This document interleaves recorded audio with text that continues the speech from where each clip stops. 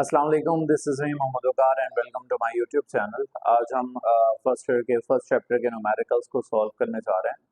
Examples हमने पहले solve करवा दी थी।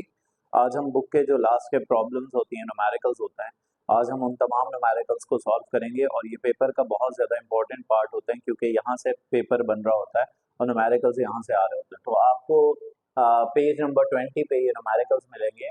तो हम आए चले एक एक करके न्यूमेरिकल्स को सॉल्व करते हैं। पहला जो न्यूमेरिकल है उसके अंदर हमसे, ये बहुत आसान सा एक न्यूमेरिकल है, उसके अंदर हमसे क्या पूछा है, calculate the number of moles.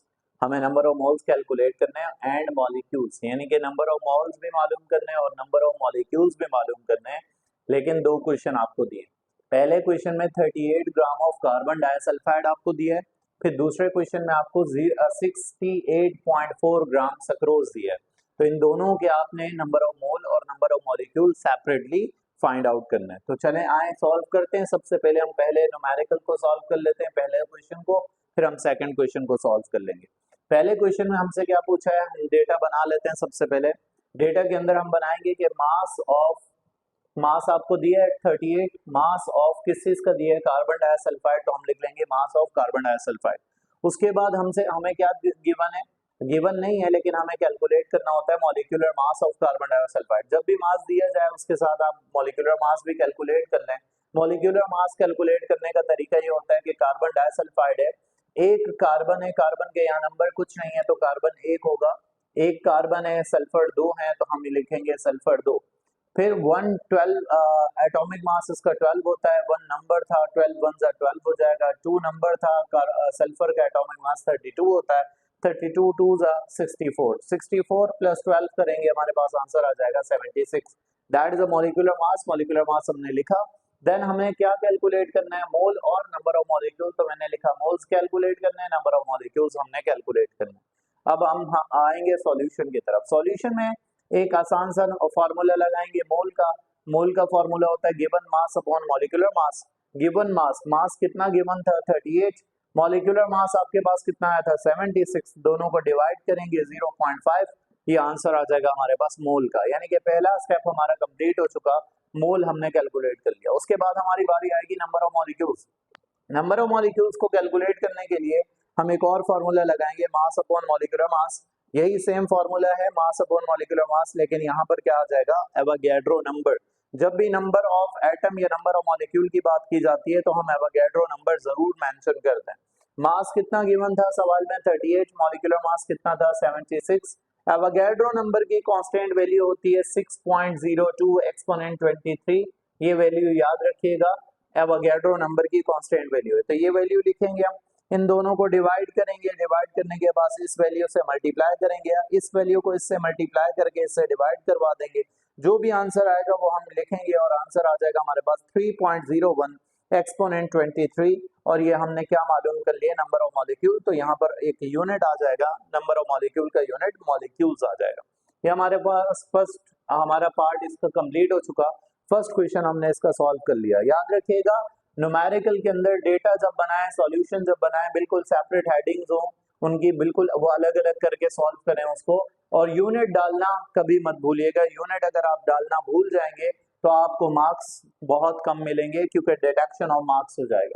Then उसके बाद हमारे पास इसका सेकंड पार्ट था, इसमें भी हमें नंबर ऑफ मॉलिक्यूल और नंबर ऑफ मोल मालूम करना है, लेकिन मास कुछ और है और जो आपको कंपाउंड दिया है वो कोई और है। तो देख लेते हैं मास हमारे पास सक्रोज का कितना दिया था, डेटा बनाएंगे 68.4, तो लिखेंगे mass of sucrose 68.4। Molecular mass हमें इस चीज का निकालना होगा, सक्रोज का फॉर्मूला C12H22O11 है।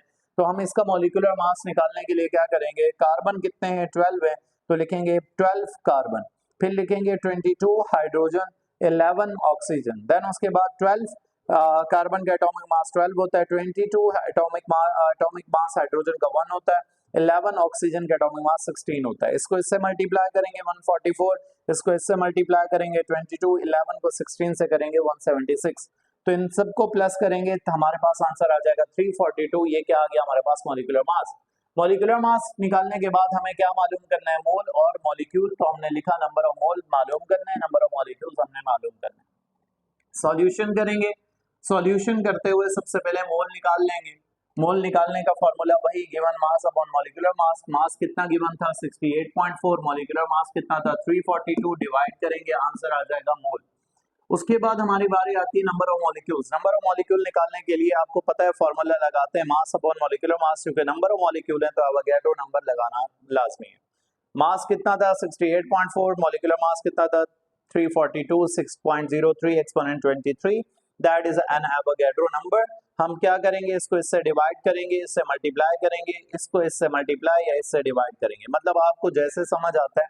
बात एक ही होती है, इसको इससे मल्टीप्लाई करवा दें फिर आंसर आ जाए, उससे डिवाइड करवा दें, या इसको इससे डिवाइड करवा दें पहले, जो आंसर आ जाए उससे मल्टीप्लाई करवा दें। जब इसको मल्टीप्लाई करवाएंगे तो आंसर आ जाएगा हमारे पास 1.20 एक्सपोनेंट 23, और ये हमारे पास क्या हमने मालूम कर लिया, मॉलिक्यूल्स। नाउ हमारे पास क्वेश्चन नंबर 2 है। क्वेश्चन नंबर 2 जो है वो लिमिटिंग रिएक्टेंट से ताल्लुक रखता है, इसको समझिएगा। Ammonia gas can be produce, ammonia gas को बना रहे हैं by heating the two together the solids NH4Cl and calcium hydroxide. Ammonium chloride और कैल्शियम हाइड्रोक्साइड को जब दोनों को हम बहुत ज्यादा हीट कर रहे हैं तो उससे अमोनिया गैस प्रोड्यूस हो रही है। देखें जरा, अमोनियम क्लोराइड कैल्शियम हाइड्रोक्साइड दोनों को क्या कर रहे हैं, हीट जब करेंगे तो दोनों के अंदर से कौन सी गैस निकलेगी, अमोनिया, और कैल्शियम क्लोराइड और वाटर निकलेगा। हमें इन दोनों से कोई ताल्लुक नहीं है, क्योंकि सवाल में बोला है कि अमोनिया गैस प्रोड्यूस हो रही है। अमोनिया गैस जब प्रोड्यूस होगी तो क्या पूछा जा रहा है, if a mixture containing 100 gram of each of these solid, that is very important numerical, पहले ही मैं बता दूं आपको। क्यों, क्योंकि जाहिर सी बात है कि ये तकरीबन हर एक साल के बाद रिपीट हो रहा होता है। यही वाला सेम क्वेश्चन पिछली किताब में भी था, जो प्रीवियस किताब थी, अब जो चेंज हुई है उस बुक के अंदर भी ये मौजूद है। If a mixture containing 100 gram of each of these solid, हर एक सॉलिड का, सॉलिड कितने थे, दो थे, टुगेदर का लफ्ज इस्तेमाल हुआ था कि दो सॉलिड को हम हीट कर रहे थे, तो दोनों सॉलिड का मास कितना दिया है आपको, 100 ग्राम। इसका मतलब एक दफा 100 दिया है, लेकिन ये है दो दफा, क्योंकि लिखा है कि if a mixture containing 100 gram of each of these solid, हर एक सॉलिड का मास 100 ग्राम है जब हम उसको हीट कर रहे हैं। डिटरमाइन द लिमिटिंग रिएक्टेंट, आपको लिमिटिंग रिएक्टेंट मालूम करना है, और मास ऑफ अमोनिया, अमोनिया का कितना मास प्रोड्यूस हो रहा है वो आपको कैलकुलेट करना है। जब भी सवाल आ जाए लिमिटिंग रिएक्टेंट का, तो एक बात याद रखिएगा, इक्वेशन के अंदर सबसे पहले हम इस वाले से इसका मास निकाल लेंगे, फिर हम कैल्शियम हाइड्रोक्साइड से अमोनिया गैस का मास निकाल लेंगे। यानी कि अमोनिया गैस का दो दफा मास आएगा, एक दफा आएगा अमोनियम क्लोराइड से और एक दफा आएगा कैल्शियम हाइड्रोक्साइड से। जब दो दफा हम इसका मास निकालेंगे, जो दोनों में से छोटा मास होगा वो हमारा आंसर होगा। ठीक है, तो ये याद रखिएगा। सबसे पहले बनाते हैं data, mass of ammonium chloride, आपको मास कितना दिया है 100 ग्राम, और कैल्शियम हाइड्रोक्साइड का भी मास कितना दिया है 100 ग्राम। क्या मालूम करना है, मास ऑफ अमोनिया, अमोनिया का मास कितना है, और लिमिटिंग रिएक्टेंट मालूम करना है। लिमिटिंग रिएक्टेंट हम आखिर में चल के बता देंगे आपको। सॉल्यूशन करेंगे, सबसे पहले हम इस वाले से अमोनियम क्लोराइड से अमोनिया का मास निकालेंगे। बहुत आसान सी टेक्निक है, अमोनियम क्लोराइड लिखा और यहाँ पर क्या लिखा हमने, अमोनिया। अमोनियम क्लोराइड का मॉलिक्यूलर मास निकालेंगे। अमोनियम क्लोराइड का मॉलिक्यूलर मास कैसे आएगा, 2NH4Cl है, नाइट्रोजन का एटॉमिक नंबर, इसको अभी 2 को फिलहाल छोड़ दें। नाइट्रोजन का एटॉमिक मास होता है यहाँ कुछ नहीं है, तो नाइट्रोजन के पास कुछ ना हो तो क्या होगा 1, नाइट्रोजन को लिखेंगे 4, हाइड्रोजन के पास ये हाइड्रोजन ही लिखेंगे। देन उसके बाद क्लोरीन, क्लोरीन के पास कुछ नहीं है तो 1, और क्लोरीन का क्लोरीन लिख लेंगे। देन उसके बाद हमारे पास एटॉमिक मास नाइट्रोजन का 14 है, 4 और हाइड्रोजन का एटॉमिक मास 1 है, 1 क्लोरीन का एटॉमिक मास 35.5 है। अब हम क्या करेंगे, इसको इससे मल्टीप्लाई करेंगे, इसको इससे मल्टीप्लाई करेंगे, इसको इससे मल्टीप्लाई करेंगे, सबको प्लस करेंगे, 53.5 आएगा। ये जो 2 लिखा हुआ था, जो आंसर आएगा उसको इससे मल्टीप्लाई करवा देंगे, हमारे पास आंसर आ जाएगा 107। ये किसका मास आ गया, मॉलिक्यूलर मास, अमोनियम क्लोराइड, ये हमने लिखा ammonium chloride. Then ammonia, ammonia का भी मास निकालना है। अमोनिया का मास कैसे आएगा, नाइट्रोजन 1 है, यहाँ इस 2 को भी अभी फिलहाल नेग्लेक्ट करें, यहाँ कुछ नहीं है तो 1 नाइट्रोजन, 3 हाइड्रोजन, उसके बाद एटॉमिक मास लिखें, नाइट्रोजन 14, हाइड्रोजन 1, 14 1 जा 14, 3 1 जा 3, प्लस करें 17, और ये जो 2 था इस 2 को इससे मल्टीप्लाई करेंगे, आंसर आ जाएगा 34। यानी कि हमने इसका मास भी मालूम कर लिया, मॉलिक्यूलर मास, इसका मॉलिक्यूलर मास भी मालूम कर लिया। तो जो मॉलिक्यूलर मास इसका आया था 107 वो लिखा, और अमोनिया का कितना आया था 34, वो हमने लिखा। जब लिखने के बाद हम फिर सवाल की तरफ मूव करेंगे। अमोनियम क्लोराइड का मास कितना गिवन था 100, और मास हमें किसका पूछा गया था, अमोनिया का। अमोनिया की जगह क्या लिख देंगे, x। क्रॉस मल्टीप्लाई करेंगे 107 मल्टीप्लाई होगा x से, 100 मल्टीप्लाई होगा 34 से। अब ये x निकालना है, 107 यहाँ मल्टीप्लाई हो रहा है, यहाँ आके क्या हो जाएगा डिवाइड, ये हमने लिखा, यहाँ आके डिवाइड, इन दोनों को मल्टीप्लाई करेंगे, इससे डिवाइड करेंगे, आंसर आ जाएगा 31.77 ग्राम। यूनिट लिखना मत भूलिएगा। क्या निकाला आपने? मास ऑफ अमोनिया, अमोनिया का मास निकाला, लेकिन किससे निकाला? NH4Cl से, और कितना आया? 31.77 ग्राम। उसके बाद हमसे क्या पूछा गया था? उसके बाद दूसरा हमसे पूछा गया था कि आपने इससे मास निकाल लिया अमोनियम क्लोराइड से, अब कैल्शियम हाइड्रोक्साइड की बारी है। कैल्शियम हाइड्रोक्साइड और 2 अमोनिया के मॉलिक्यूल्स लिखेंगे। कैल्शियम हाइड्रोक्साइड का बिल्कुल उसी तरह से मास मालूम करेंगे, मॉलिक्यूलर मास। कैल्शियम कुछ नहीं है तो यहाँ 1 होगा, कैल्शियम लिखा। ऑक्सीजन कितने हैं ये देखें, होल H2 लिखा हुआ है, तो इसका मतलब 2 ऑक्सीजन है और 2 ही हाइड्रोजन है। तो 140 इसका एटॉमिक मास होता है, 2 इसका एटॉमिक मास 16 होता है, 2 हाइड्रोजन का एटॉमिक मास 1 होता है। 40, 16 2 is 32, 2 1 is 2, और इन सबको प्लस करेंगे तो क्या आ जाएगा हमारे पास? 74। ये हमारे पास मास आ गया ग्राम पर मोल। किसका मास आ गया? Calcium hydroxide. हमने वहां पुट किया, और अमोनिया का मास तो हमें पहले से ही पता था 34 था, हमने यहाँ पर पुट किया। अब सवाल की तरफ मूव करेंगे। सवाल में हम कैल्शियम हाइड्रोक्साइड का मास कितना दिया था? 100, वो हमने लिखा, और अमोनिया क्या करना था? मास मालूम करना था, ऐसे x लिखा। क्रॉस मल्टीप्लाई करेंगे, 74 multiply by x, 100 multiply by 34। x निकालना है, 74 यहाँ मल्टीप्लाई हो रहा है, यहाँ के डिवाइड हो जाएगा, इन दोनों को मल्टीप्लाई, इससे डिवाइड करेंगे, आंसर आ जाएगा आपके पास x का, यानी कि 45.94 ग्राम। मास ऑफ अमोनिया, आपने मास ऑफ अमोनिया निकाला, लेकिन किससे निकाला? कैल्शियम हाइड्रोक्साइड से। कितना आया? 45.94 ग्राम। लेकिन दो आपके पास आंसर आ गए। एक आपके पास आंसर ये आ गया 45.94 ग्राम, एक आपके पास आंसर आया था 31.77। याद रखिएगा, जिसका आंसर सबसे छोटा होगा, जो वैल्यू में सबसे छोटा होगा, वो लिमिटिंग रिएक्टेंट होगा। लिमिटिंग रिएक्टेंट कौन बनेगा आपके पास? लिमिटिंग रिएक्टेंट बनेगा अमोनियम क्लोराइड, क्योंकि अमोनियम क्लोराइड से जो हमने मास निकाला था वो हमारे पास आया था 31.77। इसकी वैल्यू बड़ी है, इसकी वैल्यू छोटी है, तो हमारे पास आंसर आ जाएगा limiting reactant is ammonium chloride and that is 31.77 gram. 31.77 gram. Now अब हम बात करते हैं क्वेश्चन नंबर 4 की। क्वेश्चन नंबर 3 जो है वो हमारे पास प्रैक्टिकल और थियोरेटिकल यील्ड वाला था, जो कि मैंने पहले ही करवा दिया था, और अब हम क्वेश्चन नंबर 4 की तरफ जा रहे हैं। क्वेश्चन नंबर 4 में ये भी बहुत इंपॉर्टेंट न्यूमेरिकल है, स्टेशियोमेट्री का ये न्यूमेरिकल है, क्योंकि इसमें 2 मास गिवन नहीं है, 1 मास गिवन है। पिछले सवाल में 2 मास गिवन थे, इसलिए हमने उसको कहा था लिमिटिंग रिएक्टेंट, और ये स्टेशियोमेट्री का एक सवाल है। देखिएगा क्या पूछा जा रहा है। Silver sulphide Ag2S is an anti microbial agent. ये वहां इस्तेमाल किए जाते हैं जहां माइक्रोब ज्यादा हो जाते हैं, जैसे घर के अंदर जो हम कालीन लगा देते हैं उसके अंदर नीचे जो है वो माइक्रोब्स ग्रो कर जाते हैं, तो फिर कालीन को उठा के सिल्वर सल्फाइड के सॉल्यूशन को उस रूम के अंदर डाला जाता है, ताकि माइक्रोब्स जो हैं वो ज्यादा ग्रो ना करें। In an experiment, 24.8 gram silver sulfide is reacted with excess of hydrochloric acid.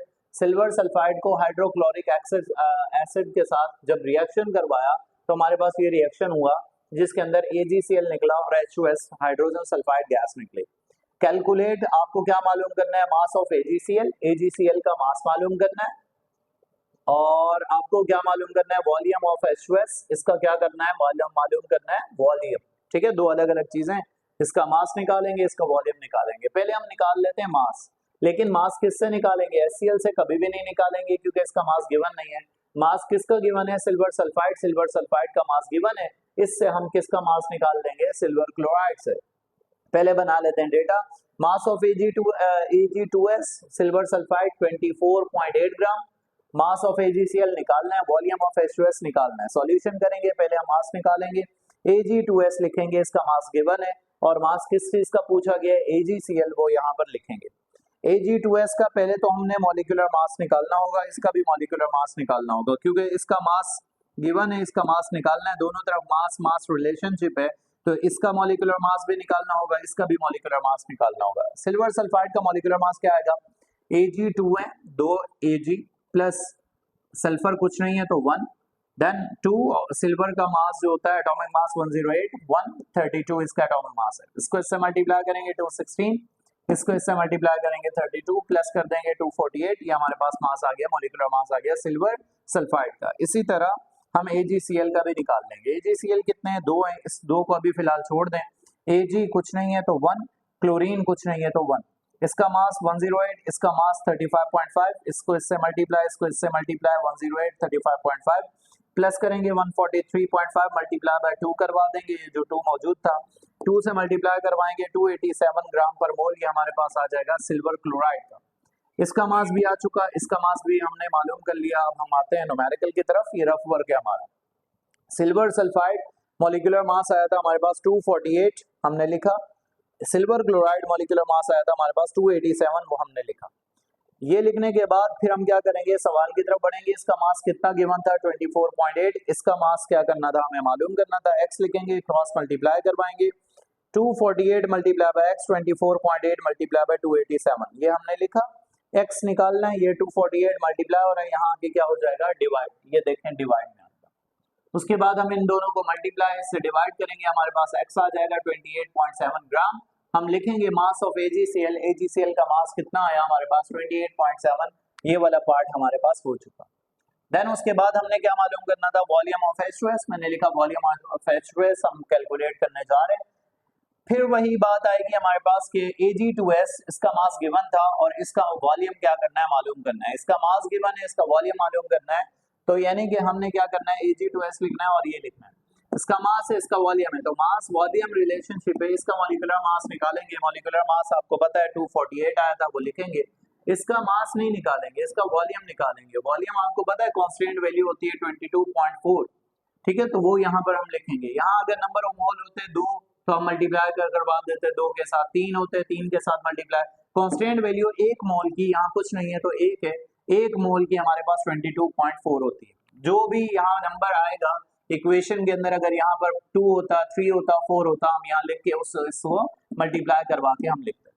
तो 248 और ये 22.4, इसका मास कितना गिवन था सवाल में 24.8, देन इसका वॉल्यूम हमने कैलकुलेट करना है, क्रॉस मल्टीप्लाई करेंगे 248 multiply by x 24.8 multiply by 22.4, हमने इसको लिखा, x निकालना है, इसको यहाँ डिवाइड में ले आएंगे, इसको इससे मल्टीप्लाई करेंगे, 248 से डिवाइड करेंगे, आंसर आ जाएगा हमारे पास 2.24 डेसीमीटर क्यूब।